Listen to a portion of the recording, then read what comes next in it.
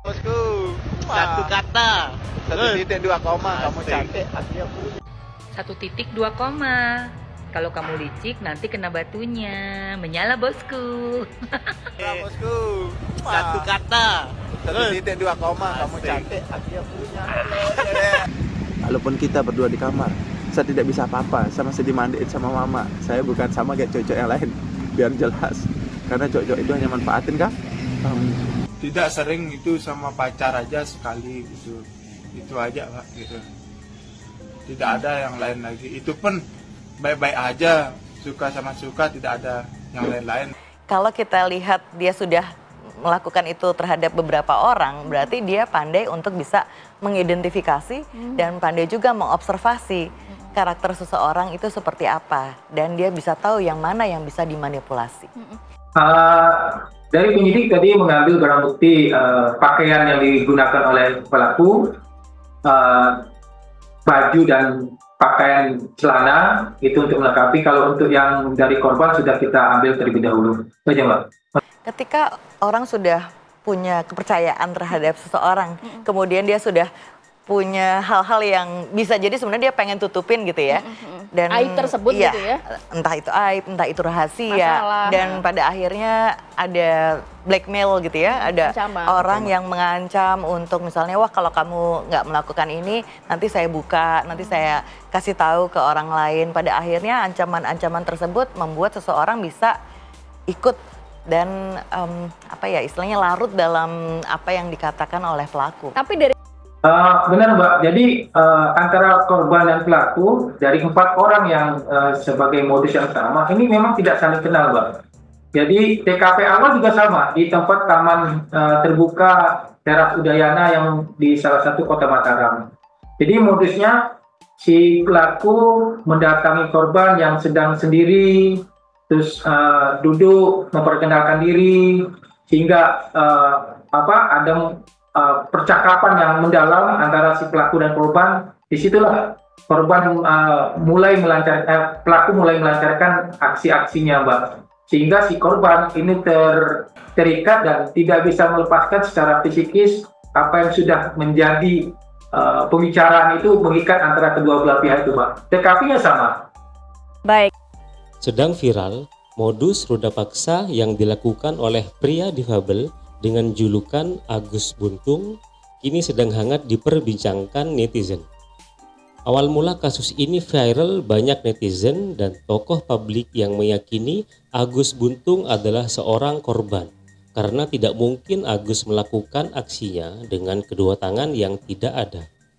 Namun, lambat laun kasus ini berbalik 180 derajat.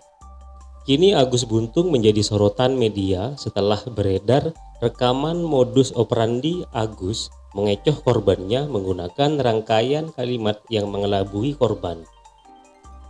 Setelah ditelusuri ke TKP yang pernah dijadikan tempat untuk melancarkan aksinya di sebuah homestay, pihak penjaga homestay memang kerap melihat Agus membawa sejumlah wanita secara bergantian dan berbeda.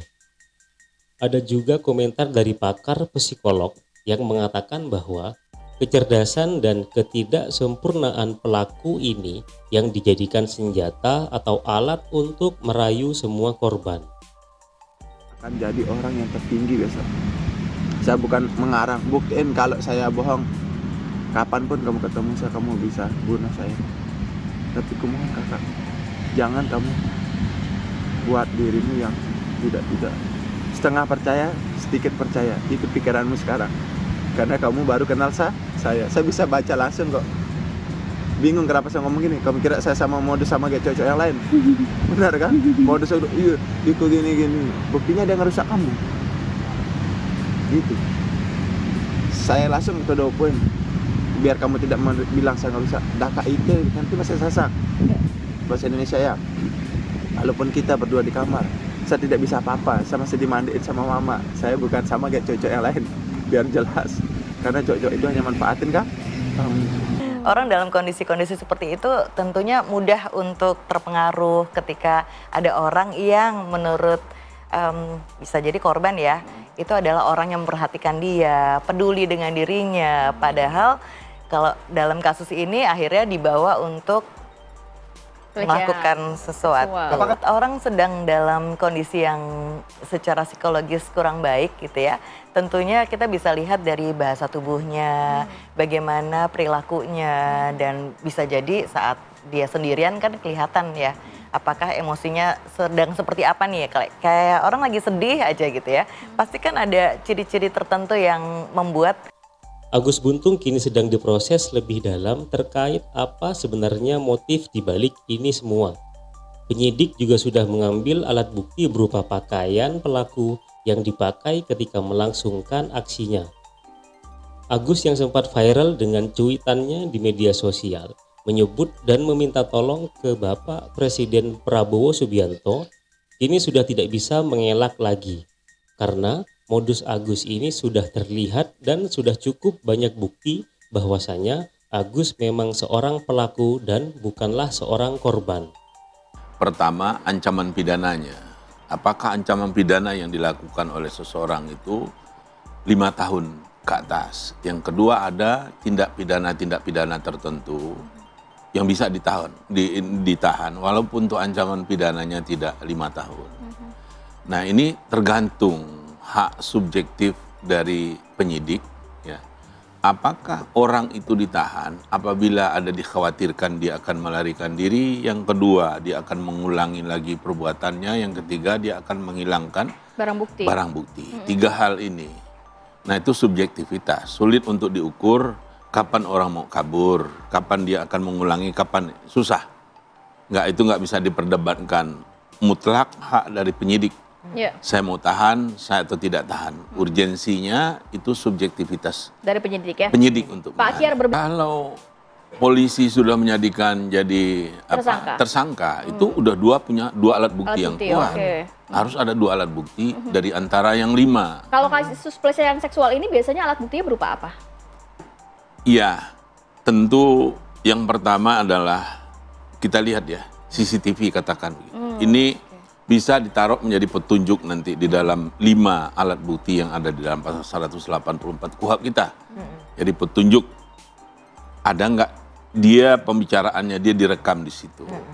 Tentu nanti juga si pelaku ini tadi, yang si tersangka ini tadi akan juga di BAP. Akan dikonfirmasi, benar nggak ini omonganmu? Dapat lagi alat bukti dari keterangan yang bersangkutan. Tersangka saat ini ya? Dari tanda kutip korban juga akan ditanya apa yang akan terjadi. Nah, kemudian tentu penyidik akan mendalami bentuk pelecehan seksual itu seperti apa. Itu akan dilihat nanti. Ya, memang tentu juga sejauh mana ya bekas-bekas yang merupakan barang bukti nanti akan dilakukan penyidikan. Sidik jari kah? Pasti tidak ada di situ. Visum juga mungkin bisa dilakukan ya? Oh iya, kalau visum tentu mungkin agak tindakan yang agak lebih jauh lagi ya. Macam-macam nanti pasti penyidik mempunyai pemikiran. Nggak mungkin lah saya kira penyidik menetapkan tersangka tanpa mempunyai keyakinan bahwa alat bukti yang mereka peroleh itu adalah kuat. Karena ini pasti akan ada kontranya nanti dari masyarakat, dilihat dari bagaimana kondisi Pak Agus yang di saat ini kan. Nah itu, jadi kalau betul-betul nggak kuat nanti bisa bumerang. Nah oleh karena itu saya berkeyakinan, ya tentu ini baru keyakinan, polisi tidak akan gegabah untuk menetapkan sebagai tersangka. Karena sebelumnya